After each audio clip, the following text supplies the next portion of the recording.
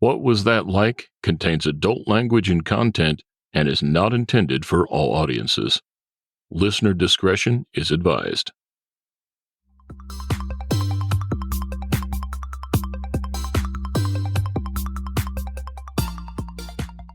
Welcome to What Was That Like? I'm your host, Scott Johnson. This is the show where we talk to regular people just like you or just like me, who have found themselves in an extremely unusual situation. We'll hear their stories and get inside their head because we all want to know, what was that like? More information about each episode at whatwasthatlike.com. Here we go. My guest today is Travis. He lives near Bismarck, North Dakota, here in the U.S. Travis is a man in pain. You'll hear it in his voice. He just lost his 16-year-old son, Brandon. Brandon had asthma, and that in itself is not really anything unusual. The CDC says that 1 in 13 people have asthma, and here in the U.S., that means more than 25 million Americans have it. And it's actually been increasing for the past 40 years. Brandon had had asthma for almost his whole life. He knew what it was like. He knew how to deal with it. He always had his inhaler handy for when his breathing felt restricted. On some occasions when it was bad, Travis would take Brandon to the ER for special treatment. It was just a way of life, something they were all used to. But one evening, it was different. Brandon was at home, and the only other person at home with him was his younger brother, Aaron. Aaron is 14. That night, Brandon's asthma flared up worse than it ever had before. His inhaler didn't help, and he ended up unconscious while Aaron performed CPR until the ambulance arrived. Brandon never woke up.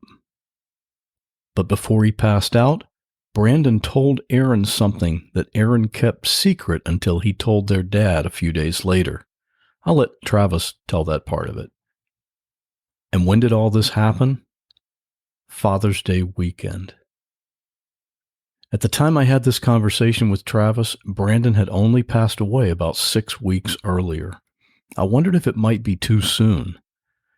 But Travis wanted to tell this story because he wants other parents to be aware of the limitations of the medical facilities that are near where you live. And he wants everyone to be aware of the importance of being an organ donor. Brandon was able to donate several of his organs, including his heart, and his liver saved the life of a 10-year-old girl. That's the part of the story that Travis hangs on to, knowing that Brandon's death meant that others were able to have life. I'm a parent, and this story had an effect on me. If this episode affects you, whether it makes you think about life, or cry, or just give your kids an extra hug, then it's a success. If you'd like, I invite you to support this podcast by becoming a patron for as little as $1 per month at whatwasthatlike.com/support. And now, here's my conversation with Travis. Did Brandon have asthma since birth? Yeah, it was caught very, very early on in his childhood. Both him and his brother Aaron do have it. Okay, and Aaron is his younger brother who is 16? Or he's 14. Yep, 14, he's 14. Okay. Yep. And Brandon was 16. Correct. Okay. Can you describe, for people that don't know what asthma is, and I count myself among that group, I've never experienced it or none of my family members have had it. What is asthma actually? It starts out as, it's like a shortness of breath, and they do a good job on some of the commercials where they show like a fish out of water and gasping for air, and regardless of how much you're trying to take in, the oxygen isn't getting into your lungs, and bronchioles, all that close up, and therefore you're not able to take quality breath like you and I would. And so, he has a rescue inhaler that he takes when he needs it. What does an inhaler do? Yeah, it will, open up the bronchioles like that to allow that oxygen to get into your lungs and, to get that quality of breath like you and I would. So someone with asthma needs to really have an inhaler with them all the time. Yeah, they both had it with them all the time. So it was just kind of like a natural thing for them that it was just part of their life that it was always with them. So You just get used to it. Yeah. sure. Can you tell us about, I want my listening audience to know a little bit about Brandon. Who was he as a person? Can you kind of just describe him?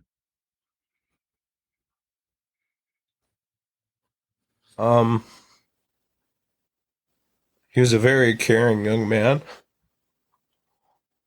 Loved to smile. Um, Always happy. Loved hanging out with other kids.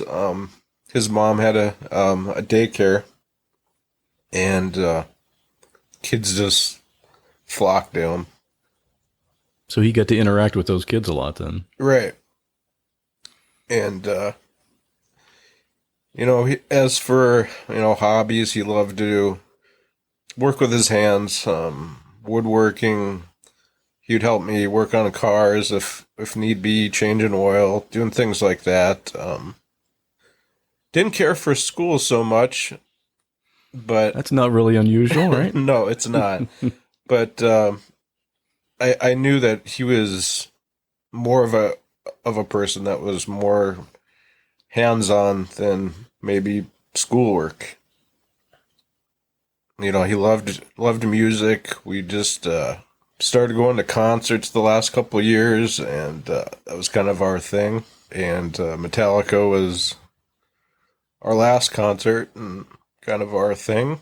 So had a great time. Very memorable moment. I think I saw a picture of that where you guys were at that concert. Right, yeah. So yeah, he loved to do all sorts of things. I mean, he was into he did bowling for a while. I mean, some baseball. Tried things. And then, as this came about, I learned more and more about him as a person, as at school and stuff like that, and to learn that he was very well liked by teachers, never afraid to help others, and hearing those stories gave me another perspective of who he was there, because you ask him how school is going, and it's just like, yeah, just same old, and they don't share that kind of information. You have to hear that from others, and so knowing that, I learned even more about him myself afterwards, which kind of sucked that it took this to learn that. Did he ever talk about like what his hopes and dreams were for after school, what he wanted to do? The best way to describe Brandon was when it came to being something, I always kind of joked about it with him where, do you know how long that takes to do that? Let's say you wanted to be a doctor, and it's like, you don't like going to school, man. It's like you got a lot of years of schooling there, and so it's not like there's a catalog that you get to pick from on what you want to be in life, and then that's what you get to do. So whatever you want to do, you got to put the hard work into it and be passionate about it and to get through it. So he talked about various things. He was one of those guys where one week he wanted to do this, next week he wanted to do that. But it varied. I mean, it could have been from police officer there for a while. He also said that he wanted to work with needy kids, which I was very impressed with him at a kid his age to help kids like that out too. Yeah, to have a heart for helping other people. Yeah. Right. Which kind of goes hand in hand at the end of the story. Let's talk about what happened on that day. He had an asthma attack, and he's had asthma attacks before. Correct. I guess we should set the scene here for the listeners as far as your family arrangement. Mm-hmm. You and Brandon's mother, Becky, have divorced, I understand? Yep. Okay. So Brandon and Aaron live with Becky and their stepfather, Chris. Correct, yep. And then you have married Wanda. Correct. So this was at their home when this happened. Who was there when it happened? It was just Aaron. 14 So it's just the two of them home. Yeah. Okay. And can you just take us through, what happened that day? Prior to it all taking place, things were fairly normal. They wanted to get something to eat. They picked something up at the restaurant that they chose to go to and brought it home, had supper. Nothing out of the ordinary. And then Becky and her husband wanted to go quick run an errand. And so, this is right around 7:30, 8 o'clock, so to speak. And that's when, after they left, they had been gone probably about 10, 15 minutes. And then Becky had received a phone call from Aaron saying that Brandon was having troubles.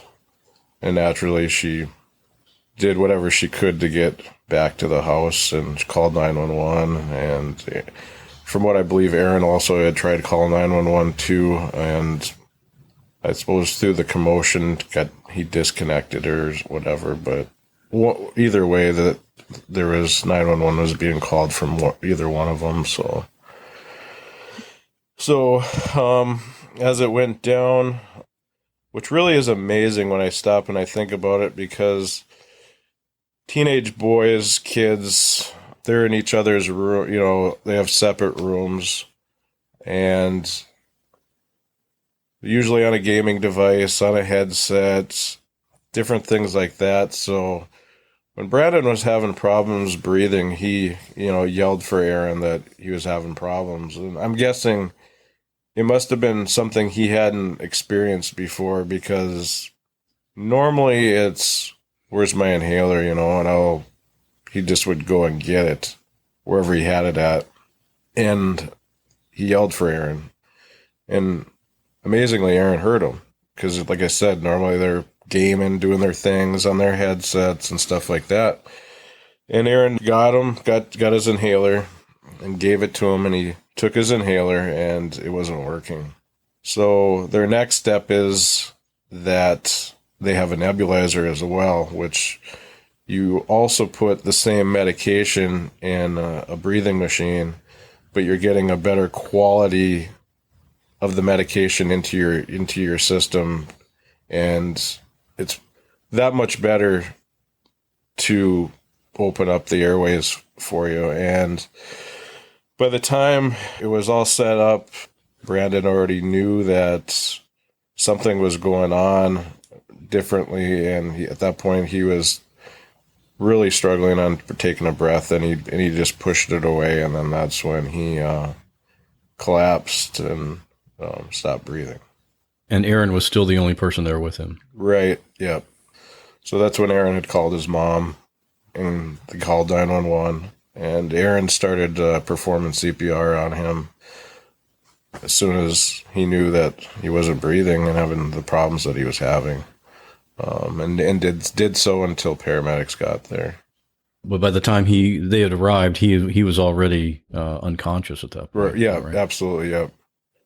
Aaron was kind of amazing through the whole thing. I don't know how many people, including myself, I've been in a similar situation to this years ago, and I froze in the moment.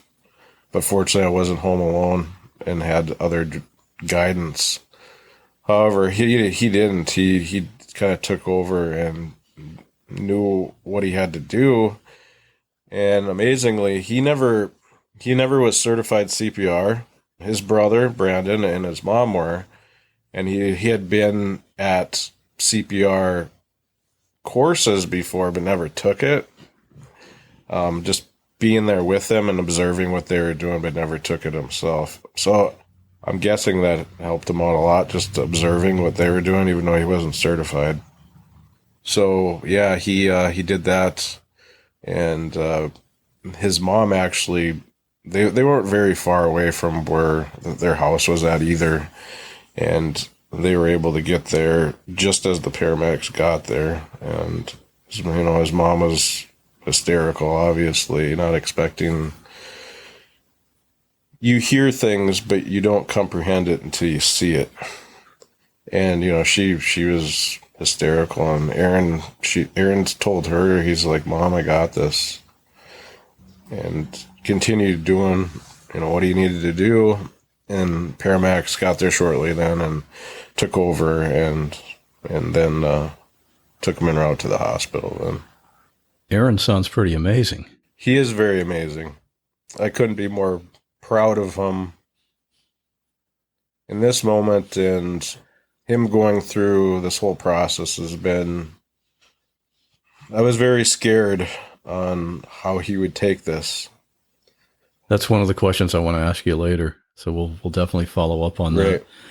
Right. It's interesting though that, and I've had the same conversation with some of the other people that I've interviewed on this show who have been through extremely unusual situations, and you never know, even regardless of the training that you've had, you Right. never know how you're going to react in an emergency situation until it actually happens. Right. And that's when you find out. And that's obviously Aaron is one of those people that is able to react calmly and just do what needs to be done. Yep. Yeah. It's nothing, like I said, nothing I would have ever expected a 14-year-old to do what he did. I mean, I'm speechless when it comes to it, other than I'm just proud of him for doing what he did. So Brandon was taken to the hospital, and yeah, he was en route. At that time, that's when I got the phone call from his mom. She was upset, obviously, and told me that briefly Brandon had an asthma attack. He was taken by ambulance, and at that point, and I live about 40 minutes away from where they're at, and so Wanda and I got in the car, jetted towards Bismarck and the hospital that they were going to. And so, yeah, they took him to the first hospital, which part of me is frustrated. I don't know the protocol of how they determine which hospital they go to. However, the hospital that they took him to does not have a pediatric unit. So they get him there, and they assess him. They're going based on history, that it was asthma or whatever. And to me, I think there was a lot of, in my mind, it may have been wasted time, but I understand also that they're trying to eliminate the possibilities of other things of what could have taken place. And you mean they thought this may have been something other than an asthma attack? well, they did come to us and tell us that they knew that he didn't overdose on something. And Brandon doesn't have a history of remotely doing anything like that. But in my mind, I think they wanted to eliminate it as well, because, they're going off of what we're saying, but also maybe not understanding how asthma could be this serious. Like, knowing that he had his inhaler, knowing he had a nebulizer there. I really honestly think that they did check for other things, and to me, some of that time was wasted on it. But I'm not a doctor. That's not my profession. Yeah, they have their protocol they have to go through, right? And the interesting thing too, though, is that they might have to go through this, and they may, in some situations, they would have a parent saying, "No, of course it's not that. My kid doesn't do drugs." Mm-hmm. But some parents don't know that their kids do drugs. Yeah, there's a conversation while this was going on too, where Brandon's mom was like to Aaron, "Is there anything that that he's been doing?" And he's like, "No, Mom." He's like, I would say something if that was the case." And the end result is that was not the case. So he went to that first hospital, and then yeah, and he was there for probably a couple hours. As we all know, airway is very important. All that is, it's the first thing.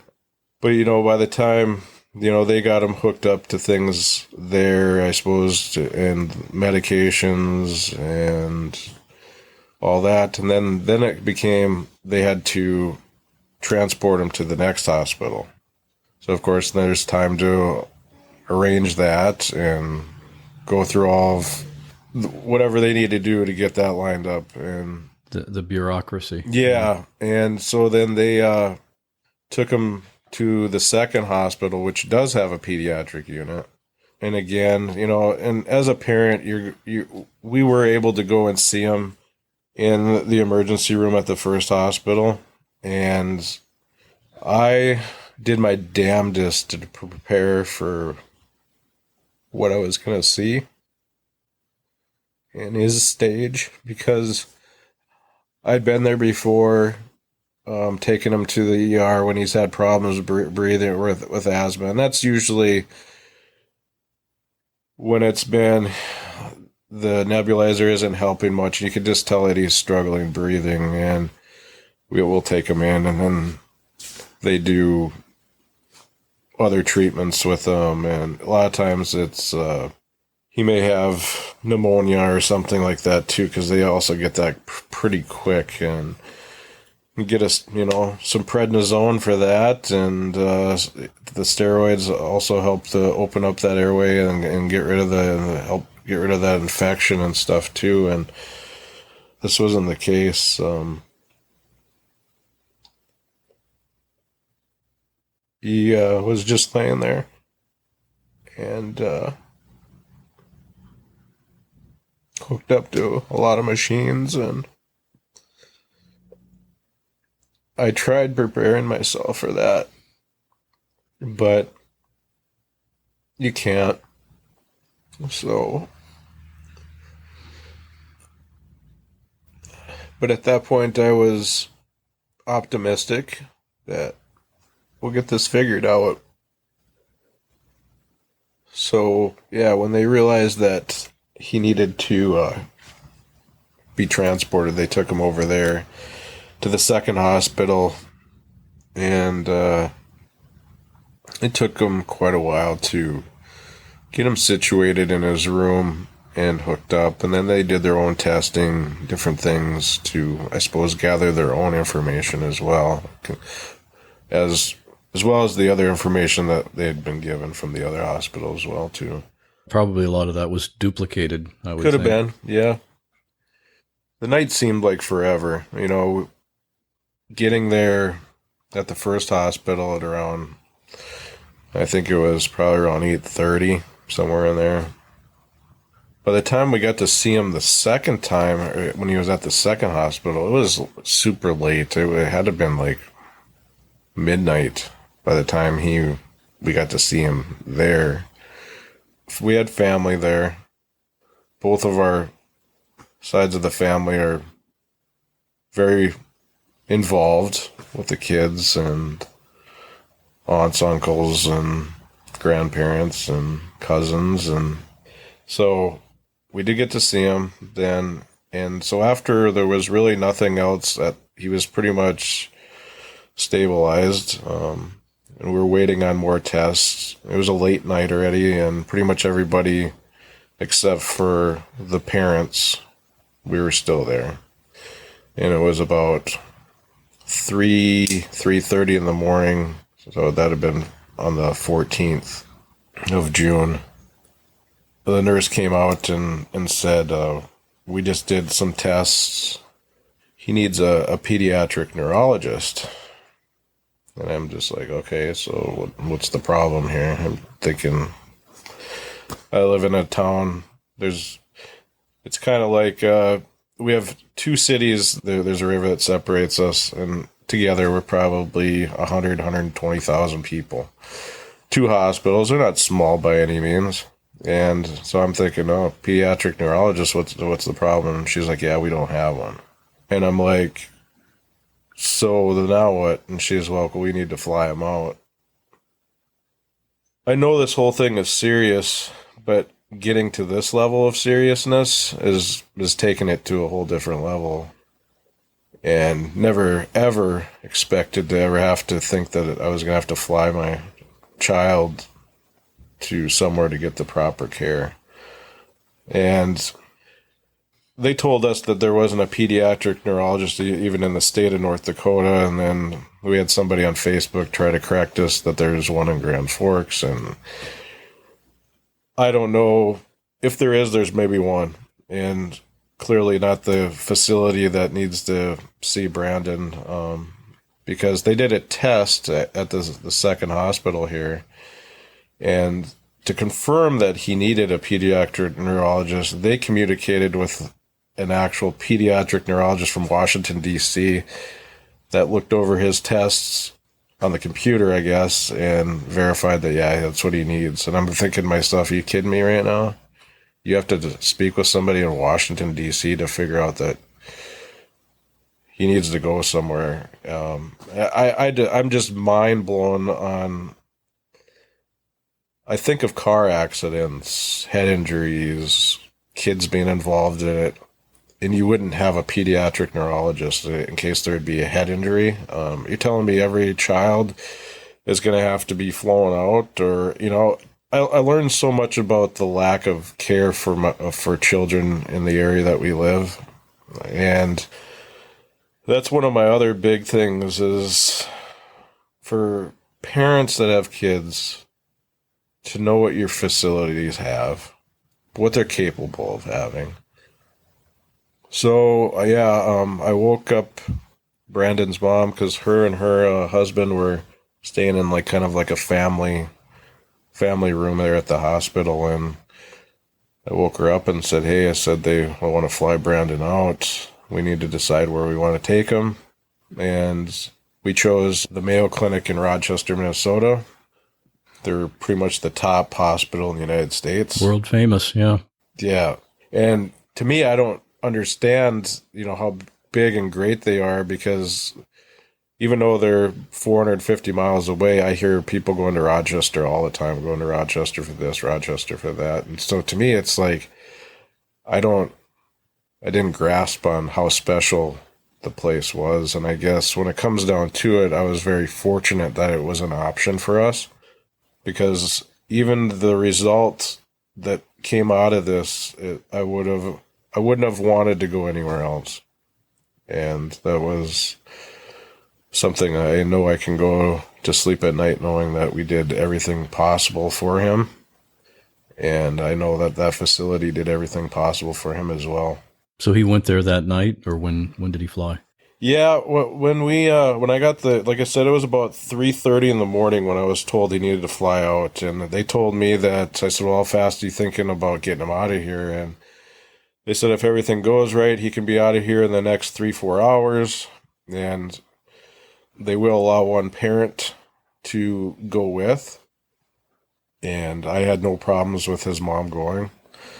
I just knew that if she was going, I was going to pack a bag quick and head in that direction and try to get there as soon as possible and try to be there when they got there, or at least shortly afterwards. So you would just go to the airport and take the next flight? Well, I actually drove. Like I said, it's about a 7-hour drive from where we live.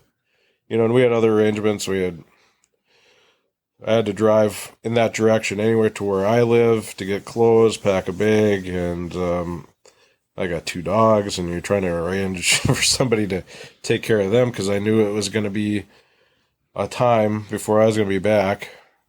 So my wife and I got in the car and just started driving, and I was probably 45 minutes away from Rochester, and I got a phone call from his mom saying that there wasn't any room on the flight for her. They had too many doctors, equipment, because Mayo flew their plane to Bismarck. So she was hysterical again, and I felt horrible. Because you had already left and had already driven 6 or 7 hours, and she could have come with you if you had known that. Exactly, yeah, because, or her family, and I don't know if she would have been able to leave Brandon's side either, because we wanted somebody with him at all times. We don't want to leave him alone. But I would imagine somebody in the family could have, would have probably stayed with him, so she would have been able to her and her husband could have been leaving at the same time as we did too. So other arrangements could have been made, and I was crushed for her, knowing that now I'm 45 minutes away, and he actually had just gotten to the airport at 11:30 in the morning. So the 3-4 hour timeline really didn't go like planned. And so it's about a 2-hour flight with their plane from Bismarck to the Mayo Clinic. So like I said, I actually beat him there by 45 minutes and was there when he got there. So, I mean, I was happy for my situation that I was there, that he was... Right, you're still with him. Yep. And even though nobody was with him on the flight, that was out of our hands.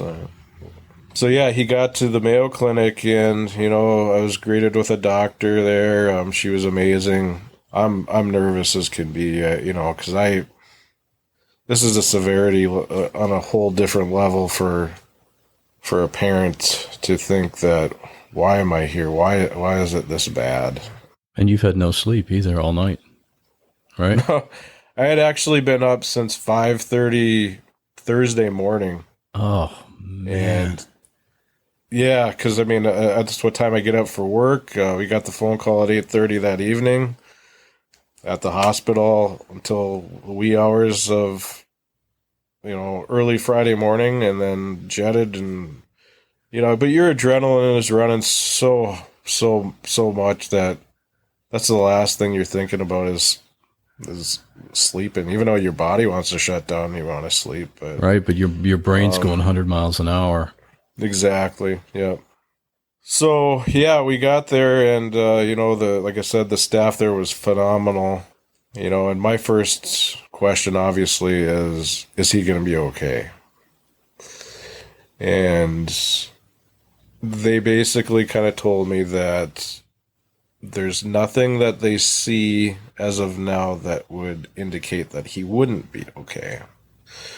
To just remain optimistic until they can gather their information and get a better evaluation of what's really going on.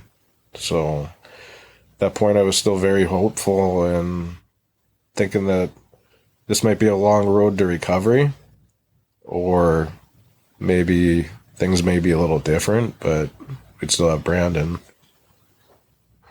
So that's that getting to Mayo. So the time between that is Thursday at, let's say 8:30 in the evening till 1:30 in the afternoon Friday is by the time he, in my mind, got the proper care. So when did Becky arrive?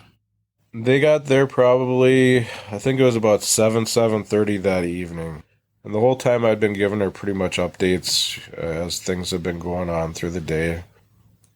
Things actually were looking, in my eyes, good through the day. I was giving her good feedback. They were already starting to slowly wean him off of certain medications. So I'm like, well, that's got to be a positive. And they're telling me that is good, that, we're not having to keep giving him different things to stabilize him. He's stabilized, and we're able to take away certain things. Was he conscious during this time? Could you talk to him? Not at all. He never did come conscious the whole time. So yeah, we just stayed by his side, gave them updates, and I was giving them great updates. I didn't ever want to give them false information to make it sound like it's going better than it is, because I wouldn't want that either. I just would want to know the truth of what's going on. And I honestly thought things were going in the right direction based on every once in a while he would cough. So it's telling me that they would tell me that there's parts of the brain that's signs that he's still able to make those breathing motions like that, because there's certain things they do check for if there's a head injury or brain damage, the different levels of the brain and what they do. So it was very comforting knowing that that there was still that hope there, that there was a possibility of recovery. And whatever that recovery is, the end result was that we would have Brandon. And so they got there, and they did a shift change at the hospital. And from kind of how we were expecting it to go is that they were going to kind of let him go, let him rest for a day or two before they did anything drastic to him. And so we thought it would be at the very least it'd be just kind of like a calm couple days of letting his brain heal, and just let it be before they did anything kind of drastic to do any other further tests that would maybe put more stress on him. And when they did a shift change, and we weren't really prepared for the plan that they had, the doctor that came in said that, well, right now he's on medication to help him prevent having seizures, because that's what they believe that he actually may have had too along the way, is a seizure because of the lack of oxygen. So they said what we need to do is we need to take that medication away so we can get a proper EEG reading. And that's what that does, is it measures the brain waves, the activity that's going on in the brain.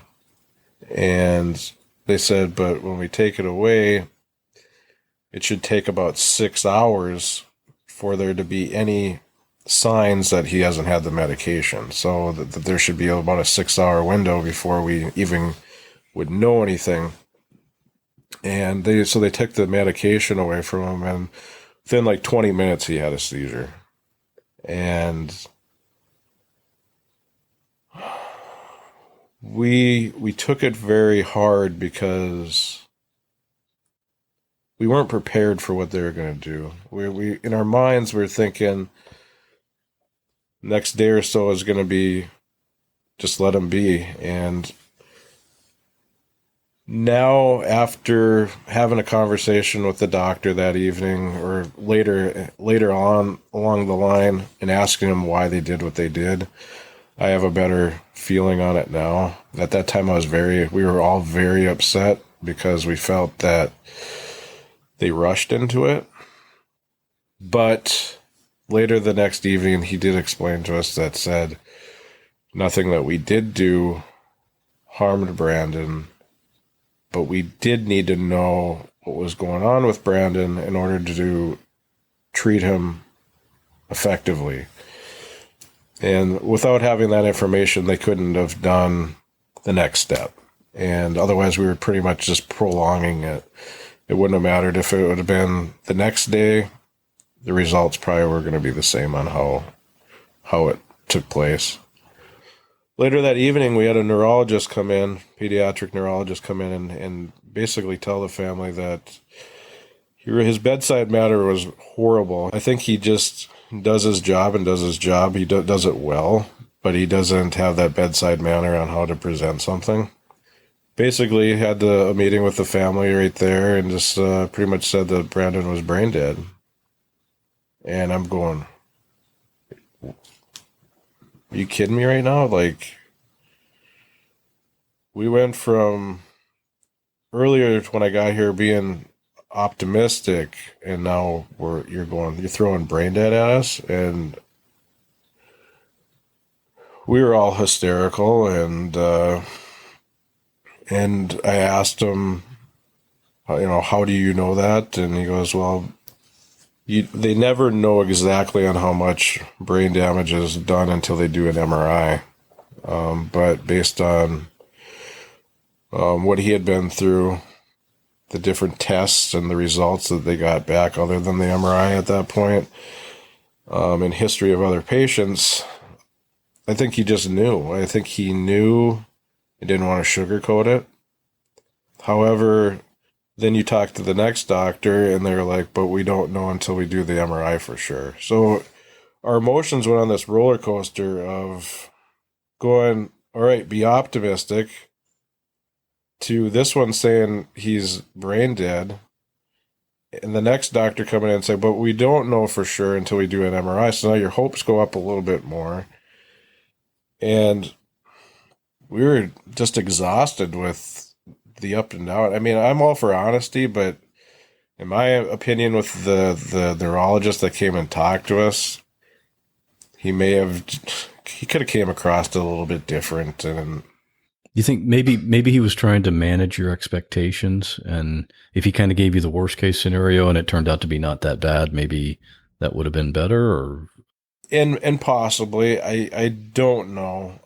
However, at this point, our family's back here in Bismarck, and it was just the parents there, and then I think Becky's mom and dad were there as well, I think. So at this point, I'm like, do I call my folks? Do I need to have them come here? And I asked him plain and simple, and he said, yeah, you do. And I couldn't make that call. I couldn't. So he actually himself called my mom, and then when I talked to her afterwards, she herself said, boy, that guy couldn't have been more cutthroat on what was going on. And it was very unfortunate because everybody else there, I mean, there's a way of coming across, even if you know the truth of what's going on, there's a way of coming across and explaining it to somebody in a little bit more of a compassionate way of revealing it to somebody. I mean, I know bad news is never great to hear, but there's still a better way of dropping the bomb, so to speak. So at that point, we had family coming, and this would have been Friday evening when this all took place, and they wanted to get him stabilized again for the next couple days to do an MRI on that following Monday. So that the Saturday and Sunday were pretty much pretty quiet. Nothing was really changing. Sometimes he would get a fever, stuff like that, but everything was pretty much well managed. He was stable. Just basically waiting now for the big day was that Monday when they did the MRI. This whole time, and Aaron was there, and I'm trying to keep life with him somewhat normal. Take time with him to just kind of get away.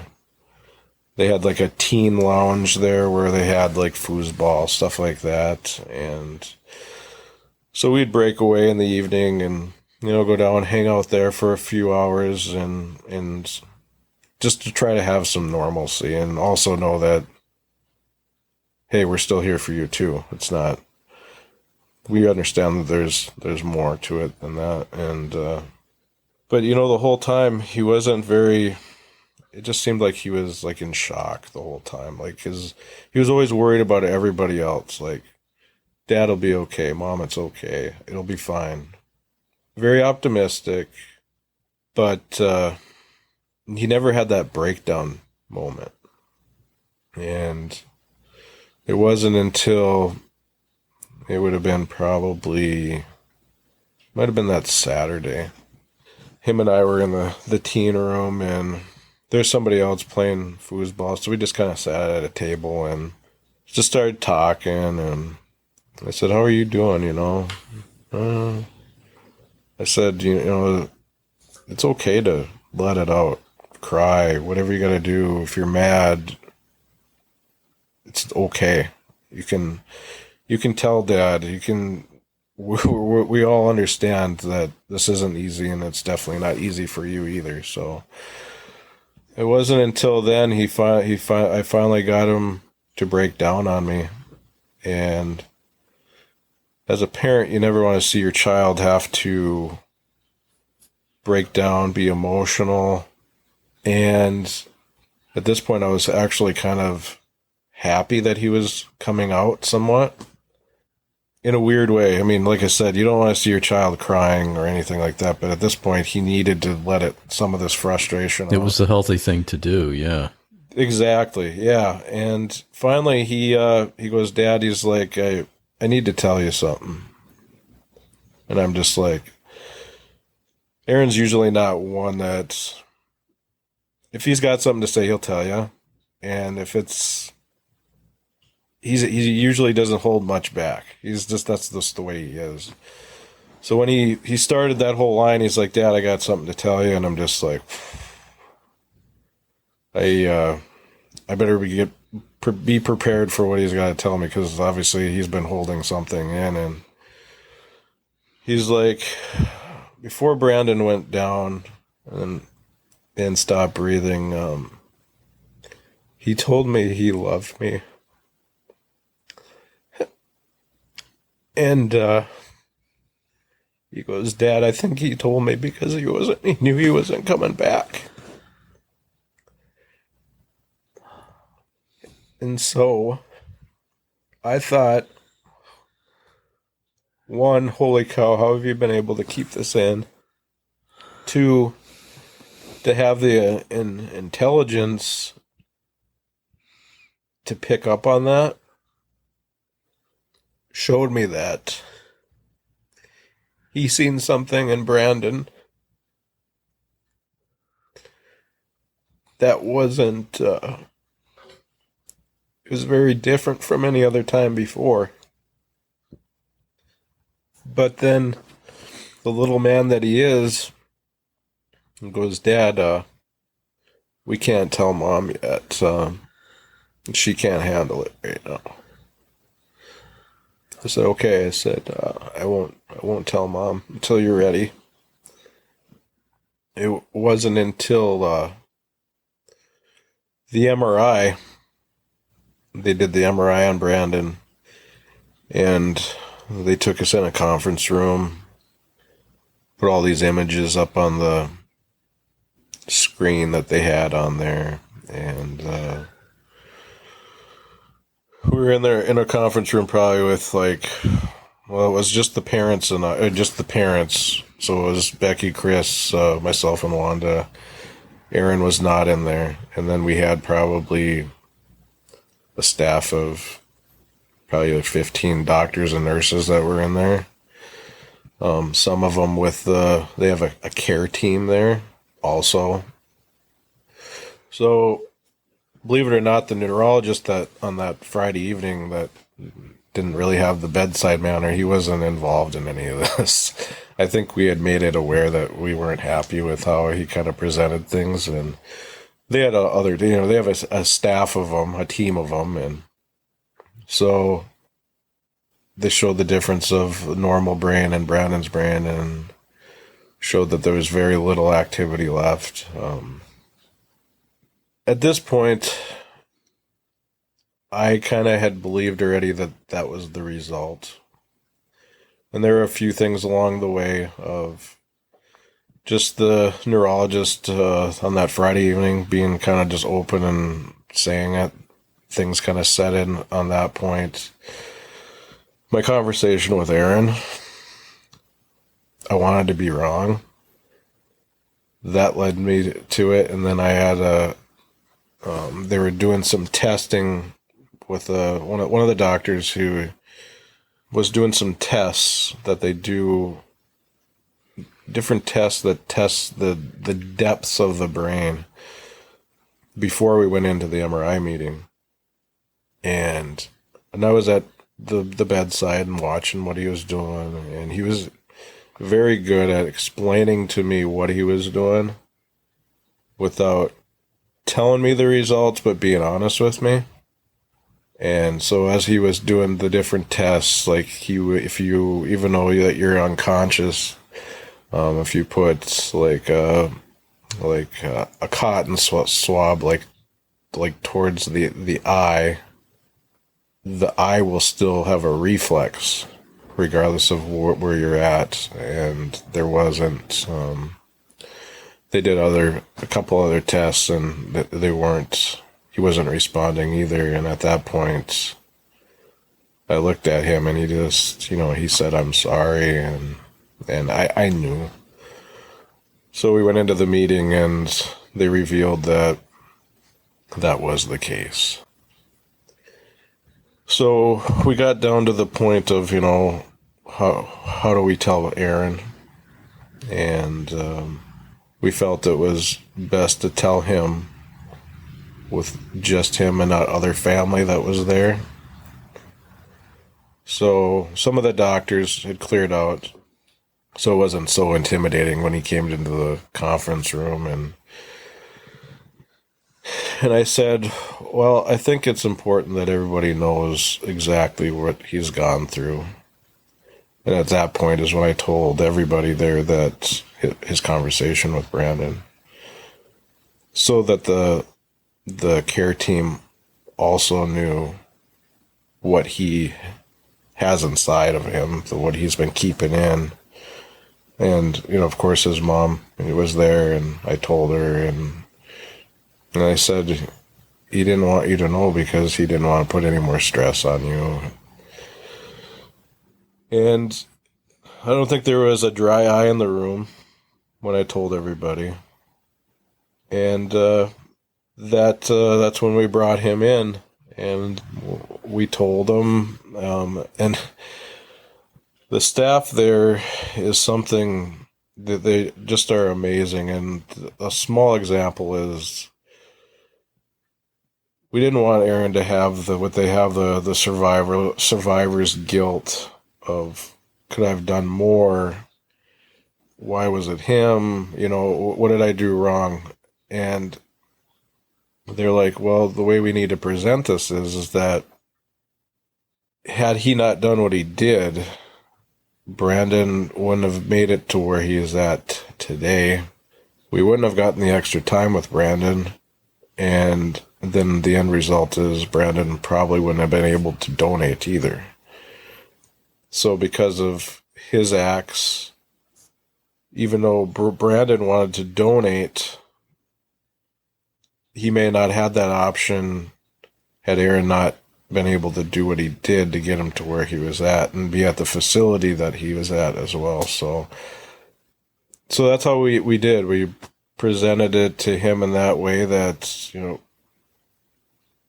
he was upset, but he took it, again, very well. Like I said, I couldn't imagine being in his shoes as much as people would go, you are in his shoes, but everybody's different. And being at the age of 14 and being what he had to do in that split second, I can probably say that I don't know if I would have been able to respond the same way as he did. So yeah, that's what got us to that point. We were asked then, of course, that if we wanted to donate, and the conversation came up where Brandon had recently had a conversation with his mom. She had seen the donor part on her driver's license, and he asked what that was about, and she explained to him that if something were to happen to me, I give them the okay for me to be a donor if they can donate my organs to other people.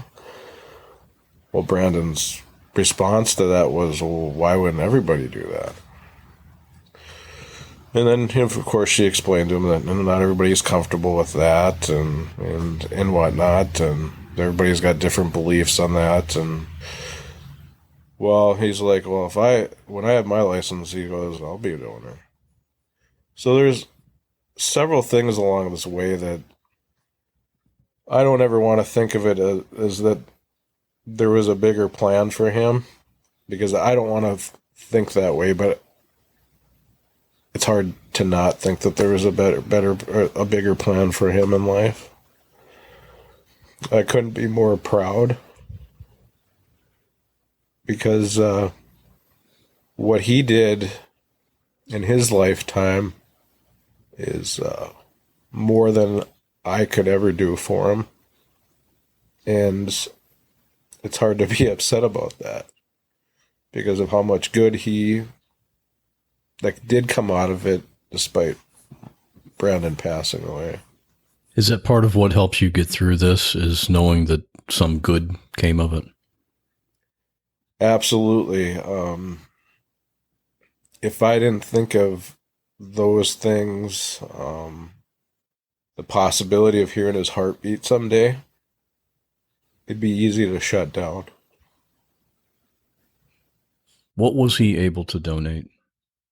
He donated his heart, which went to a 59-year-old male. So somebody's dad, grandfather, was able to, hopefully that, they're able to live a longer life and experience things that possibly wouldn't have ever done. And with the heart too, it's only got a 4-hour survival rate outside the body. So that was part of the process, is lining up all the donors and having them set up to made the arrangements for that all to take place too was crucial. Then he donated his liver. That went to a 10-year-old girl, which that was the one that hit me the biggest, because nothing against anybody that's older or even including my age. I've lived life. A 10-year-old child hasn't. They haven't had the opportunities that I've had, or maybe the 59-year-old gentleman. So that hit me hard when she, the 10-year. I seen that the 10-year-old girl had gotten his liver, and then I believe there was I believe a female that had received his pancreas and a kidney. I don't remember the age on that. And then also there was another person that had received his other kidney. And then on top of that, they were able to, we donated bone tissue. And we were thinking like bone marrow type of thing. Well, actually with the bone tissue, they can freeze it for up to 5 years. And he could help hundreds of people over that period of time. That's incredible. Because like if they have like a child has a cleft palate, they can they use that to fix that. So there's numerous things of with the bone tissue of what they can do with it. So not only did he affect the 4 recipients of his organs, but the bone tissue will continue to do things for people for however long, for 5 years at least, until it's gone at least. So a lot of Brandon is living on. Right. It is. So knowing that he was passing, he didn't officially pass until that Wednesday evening at, I think it was 8:34 p.m. that he passed away officially on paper. Because learning through the donating part of this was a learning experience in itself for us as a group, because you watch TV and somebody was in a motorcycle accident or whatever, where they take and say, well, okay, this person wanted to be a donor, we're going to donate this to this person over here across the hallway. It doesn't work that way. Especially for him being a juvenile, they have to do, when you donate, after what they consider is that you have no more brain activity, they do a test 12 hours afterwards. And they do the same tests of checking the depths of the brain to confirm that there is no activity going on there. And after that 12-hour period, an adult, they can declare that, okay, they're cleared officially to donate. Well, with Brandon being a juvenile, there's actually 2 12-hour tests. So until that second, so there it goes, then you have to wait another 12 hours, and it's a different doctor that has to do it, and it gets drug out quite some time. And then once those tests are confirmed and done with, then they can start the process of finding donors.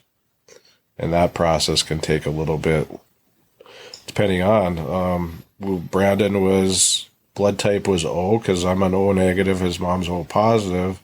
So with him being a blood type of O, he's a universal donor to anybody.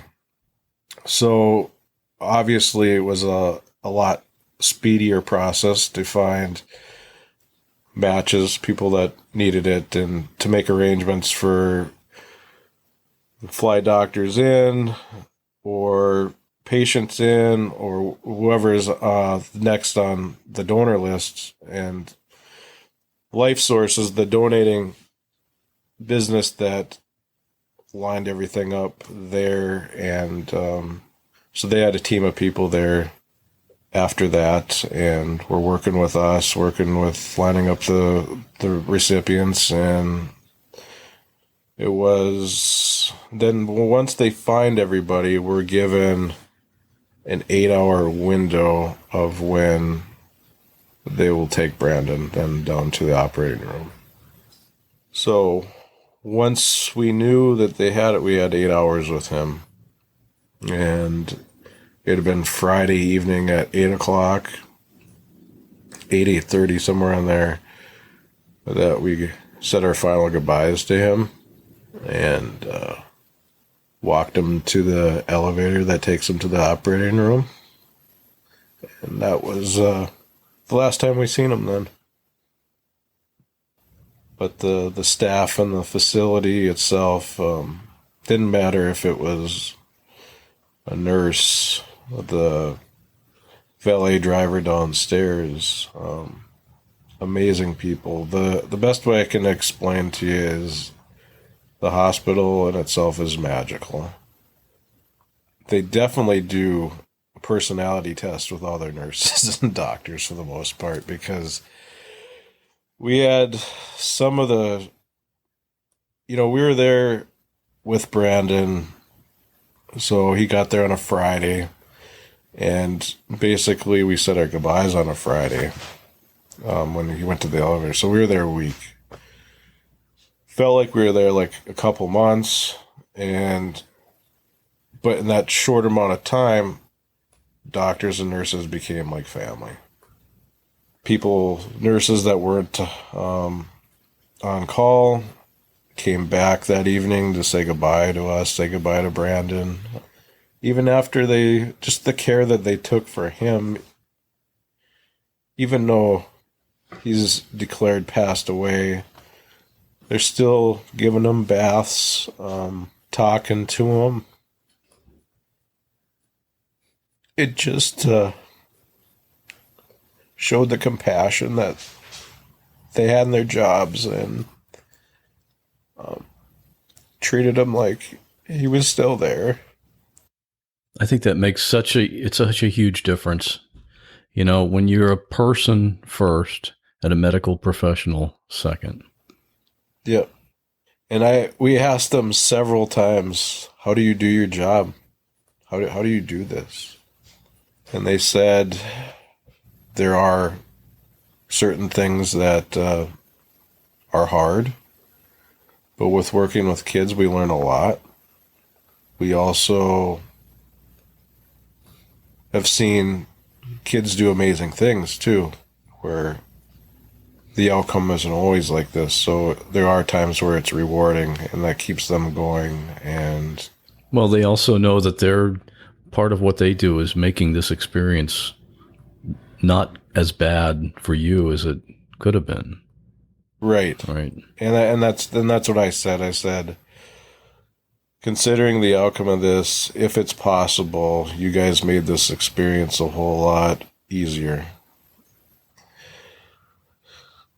This whole thing has opened my eyes to a lot of different things, from asthma to donating to care in your town. And my biggest thing with the letting people know is just be aware of that. So be aware, when as soon as you think that you know something about a particular disease or the asthma, it's like if you don't do your homework or ask the right questions, you're not going to get the right answers. So be more focused and aware of what you can do and educate yourself as the best you can. Be proactive. Yeah, exactly. And I don't want any other families to have to go through this. And if it saves one person or one family for not having to go through this, then it's a success to begin with. Aaron has asthma as well. Mm-hmm. How has he kind of processed this, seeing what his brother with asthma, what happened, and now, wow, I have asthma too. What does he think of this? He doesn't talk about it, and we've comforted him enough to know that we're doing everything possible that we can to prevent this from happening to other. I know he knows that we're being proactive. I know that. You're definitely better prepared now than you were before, right? Right, which sucks as a parent because you feel like you failed already once. And that's hard to live with too. But with him, sometimes he's a little bit more honest if he's having problems too. Brandon, a lot of times, I think he got to the point where he got used to it a lot. And when he thought he was having a problem, it may have been more serious than what he let out to be. And I think it's just that the person adapts, like, this is my normal. And I don't know if that took place as well, where he was having more problems than he was leading out to be. He didn't appear to be, but you build a tolerance. It's kind of like a pain tolerance where, I mean, imagine 16 years of doing this, and I'm guessing his breathing tolerance was probably higher than what yours or mine would be. That might have been his new normal, and it just got to a point where you got to let it go to that bad too, where Aaron, he'll come to us and he's like, I've used my inhaler twice today and this is not getting any better. We talked to him about it, and we're just, hey, if you think you're having any problems, you need to let us know so we can be on it instantly. And are you hesitant to leave Aaron by himself now? All the time.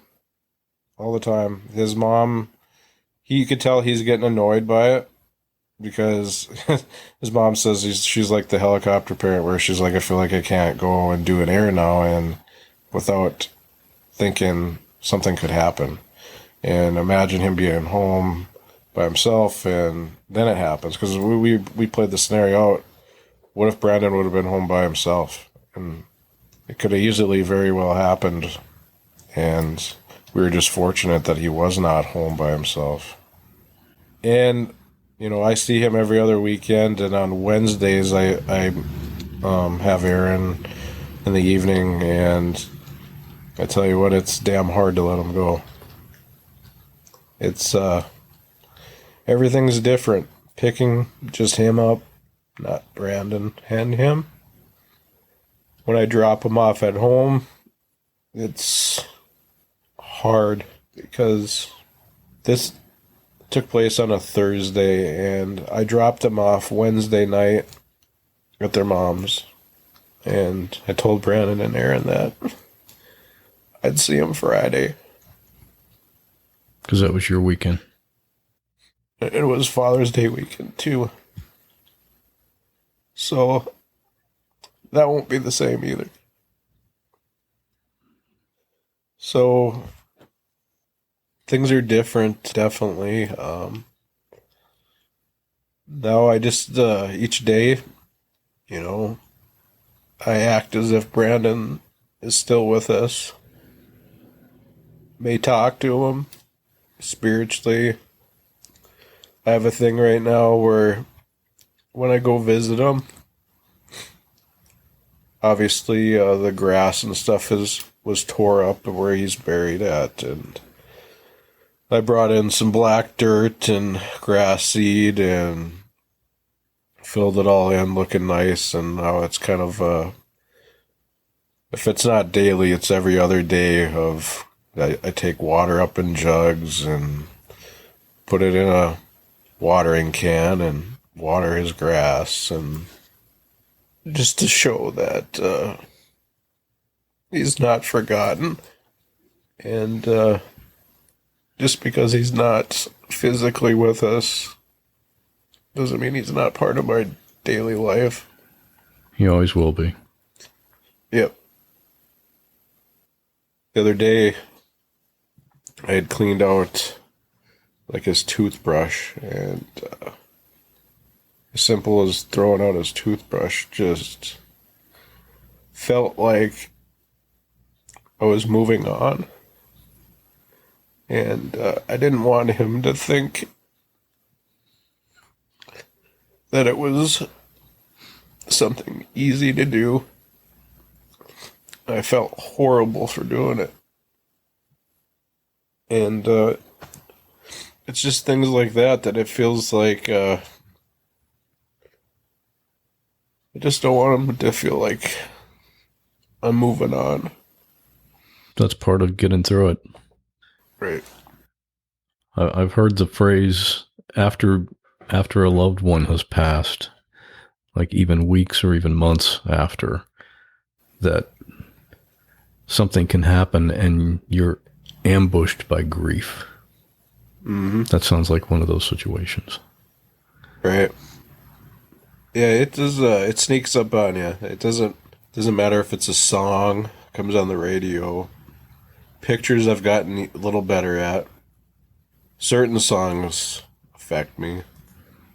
We had our certain songs that we liked together, and then certain things happen that you feel like, is he there with you?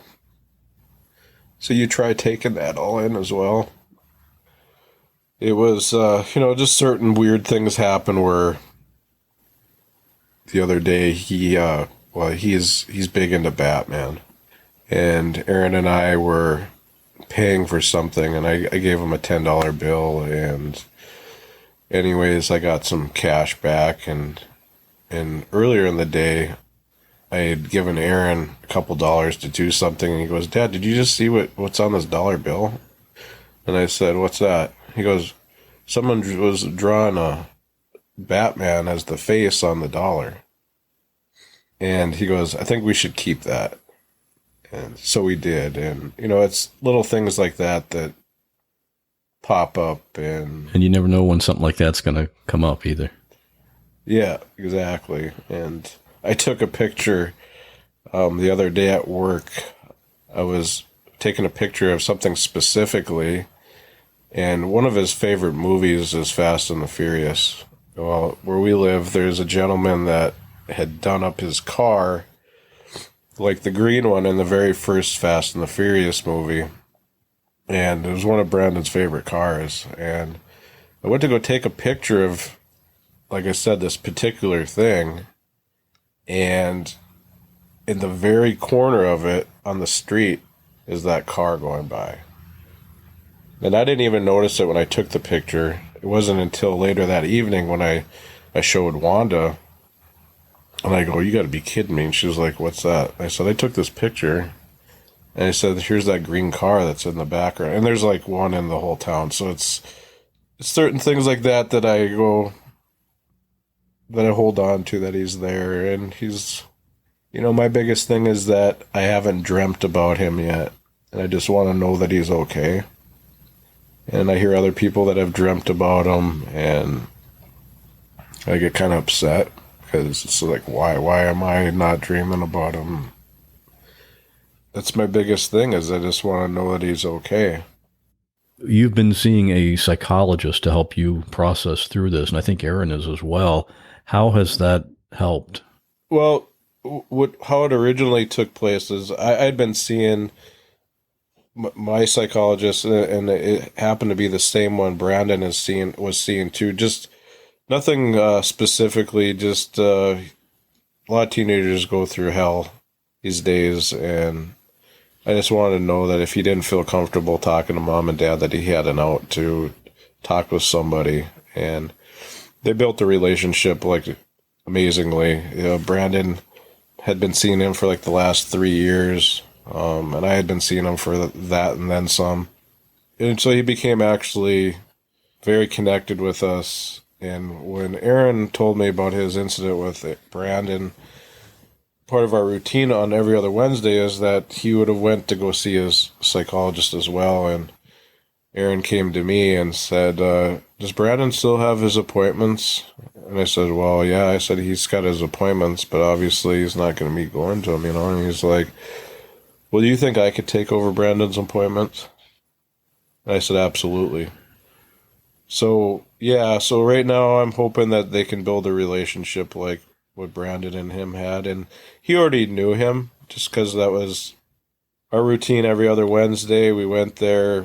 He would kind of BS a little bit with Aaron as well. So it wasn't like Aaron was going to a complete stranger. So it was easy because Aaron offered. They wanted to go. And I think it was because something Brandon did. And on top of it, recognizing that maybe it would help him as well. And that's another, just one of those moments where I was just proud that he was willing to take that without even having to suggest it. So, yeah, we've been doing that, and actually he was just there this past Wednesday, and like I said, he's doing well. I don't know how he does it. I even asked him that. I said, how do you do it? He's like, Wanda asked me the same thing, and I was just like, I'm just proud of you, and I just want you to know that, if you do need to talk, don't hesitate, and we're all going through a shitty thing right now. But Aaron seems like he has the insight and maturity of a much older person. That night he turned 14, went from 14, turned 40. That's the best way we could explain it. And I hope it doesn't rob him of the way he feels, in his childhood here. That's got to be part of what helps you know you got to keep going because you got to be there for him. Absolutely, yep. Thanks so much for your time. It's a sad story.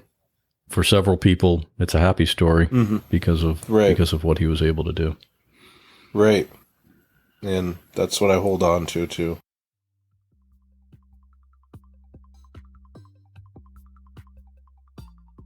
Thanks for listening. My goal for each episode is to bring you people and stories that you just won't find on other podcasts. If you'd like to discuss this episode or previous episodes with other listeners, you can do that at our private Facebook group at whatwasthatlike.com/Facebook. I hope to see you in there. And if you'd like to support the show, you can do that at whatwasthatlike.com/support. And I'll see you in 2 weeks, where we'll once again be asking the question, what was that like?